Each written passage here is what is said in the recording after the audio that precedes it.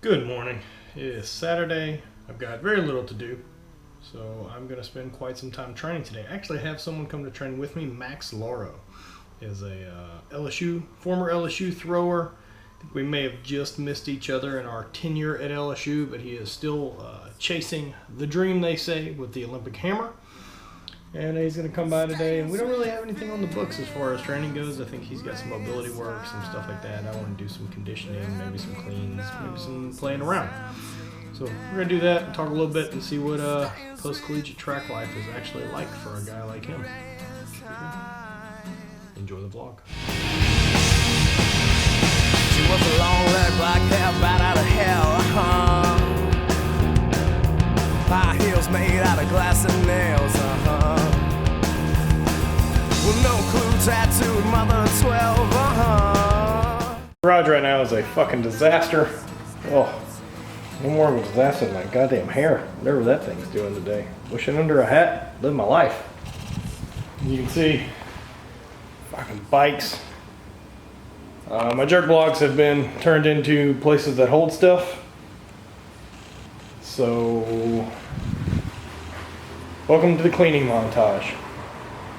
Good night, sweet princess of mine. I'll catch 1,000 fireflies to keep you sleeping in, to keep you sleeping in.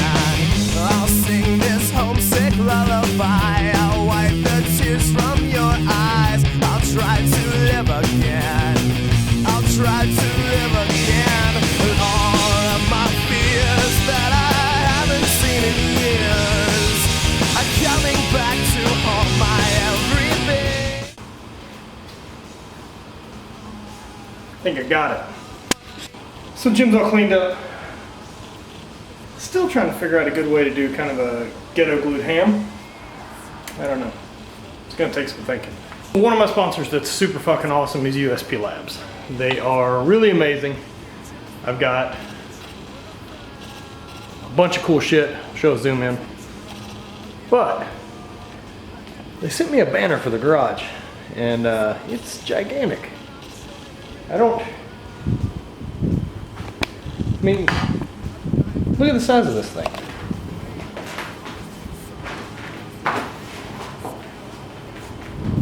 That's crazy. So, I don't know where I'm gonna put this thing. So, I don't know what I'm gonna do with it. Thank you, USP Labs. You're awesome. All of my fears that I haven't seen in years are coming back to haunt my everything. The thought of you now lying cold and on the ground is bringing back those perfect memories. I'm so glad that The rest of this vlog is going to be a little bit different. I actually kind of sat down and interviewed Max about what he's trying to accomplish as a thrower. I know I've got a lot of collegiate or high school throwers who watch the channel, and I wanted to share some of his insight as being a post-collegiate and trying to push for that next level with the Olympics. I overlaid a little bit of what we did in the gym, but honestly it was more of an active rest day than anything else. I did a lot of rowing and I did some really light clean and jerks. Basically just trained for an extended amount of time and enjoyed being in the gym and kind of talking shop with Max. So this is a little bit of what we talked about and what we think throwers, should do training wise, or what you should expect to think about why you're doing it, why you're training to perform better. So enjoy the interview. I didn't want to cut a whole lot out of it. If you're watching the vlog for shenanigans, this is probably all you're going to give a shit about. So, peace. What's up, y'all? Max Lauro, former LSU grad. I was on the track team from 2008 to 2012. I'm originally from Rhode Island, and my event is the hammer throw. So what time of year is this for you? Starting in October, this is the time to kind of get back in the swing of things, no pun intended. Start working some strength, start working some easy, just throwing with the competition weight, but primarily it's all about working the heavy hammers, but also maintaining some speed. So there will be some incorporation of light stuff, but the main focus is on the heavy stuff. What type of sets, reps? What are you doing in the gym right now? This year, this is, you know, being the Olympic year, I'm giving it everything I've got, but in the past, we've always switched stuff up, trying to figure out what's best for me. And this year, we're actually going to incorporate weights, of course, but we're really going to try to minimize them as much as I can, just because I've found that I'm a really powerful guy, so the weights aren't that much important, but I do at the same time need to be strong. So currently, we're doing 3 sets of 5 for major lifts and starting at a very easy intensity. You find kind of there's a law of diminishing returns for your strength versus how far you're throwing. It's not simply add more to my total and I'll throw further. Right, I think everybody's different too. Some people might need to lift a lot of reps, a lot of volume, a lot of intensity, and that correlates for them. For me, I find that the less impact the lifting has on my physical recovery, the better I'll throw. I do better when I throw more and just use lifting as an accessory. Which is what it is. Right. I mean, as an athlete whose performance is judged on distance of your throw instead of the total at a powerlifting meet or anything like that, poundage really is only there to judge progress. Right. Stronger or not stronger? Is this moving faster or not faster? It's an indicator, pretty much, of just where you're at in the year. So, you know, if you look at some of the best hammer throwers, they've all had different numbers for squats, cleans, or snatches. Yuri Sadiq, I think, don't quote me on this, but I think he was probably somewhere in the clean range of maybe 150 kilos. And he was the world record holder, whereas Tibor Gecek of Hungary had a 180 something kilo, or hang clean, I believe, or just full clean. And he was an 83 meter hammer thrower. So I think it just all depends on. Well, how did they compare size-wise? Height, arm length. Exactly. There's so many different variables. There's so many things that go on. Everybody's body, even if it's minute, is different. And some people are more geared or wired for power, strength, endurance, those kind of things. I've found that I'm very explosive. Like I can jump very high, but at the same time, I can't squat as much as maybe the next guy. But for me, it's all about what things that I can do explosively, but at the same time be strong and that are going to correlate over to the hammer throw. What type of early mistakes do you see like young athletes, track and field, start kind of getting into that they could correct earlier or even mentally think about to try to get past some hang-ups? Well, I think number one is that everybody starts lifting too early. I think there's a certain point when you start where it needs to be just all about basic movements, core exercises, speed exercises, jumping, plyometrics is jumping. So anything like that, just to kind of get the body in tune. Lots of throwing, obviously.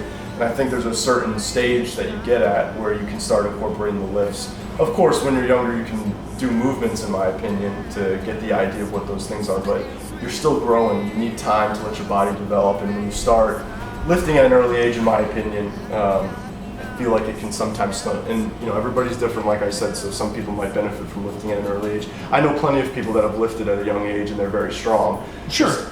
In my case, I've seen some people that probably could have benefited from not lifting for a couple of years when they were younger.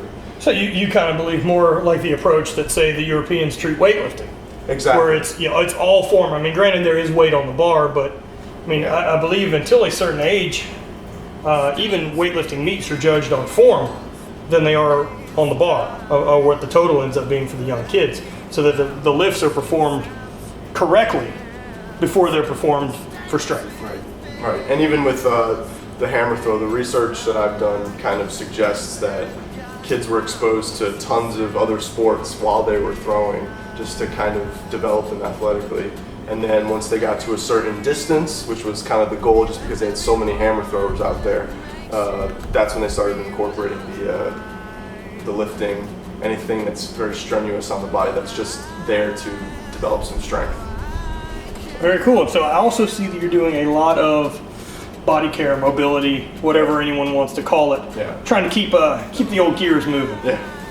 You find that really important? Do you wish you'd have started younger? Do you? Absolutely. Everyone. Absolutely. Let's see. So I started really getting serious about throwing my senior year in high school, and at that point, I really hadn't been doing any cleans or squats. We did them, but there was never any routine or anything. So it was just kind of sporadic, and there was no really improvement at that point. And I had some bad habits when I first started, and over time they started to develop as the way I threw. And so these past couple of years, ever since I got at LSU, I was really trying to break the mold and start over, and it was very difficult to try to, you know, get rid of all of those habits or everything, because they're just kind of instilled in you. But throughout that whole process, I was lifting.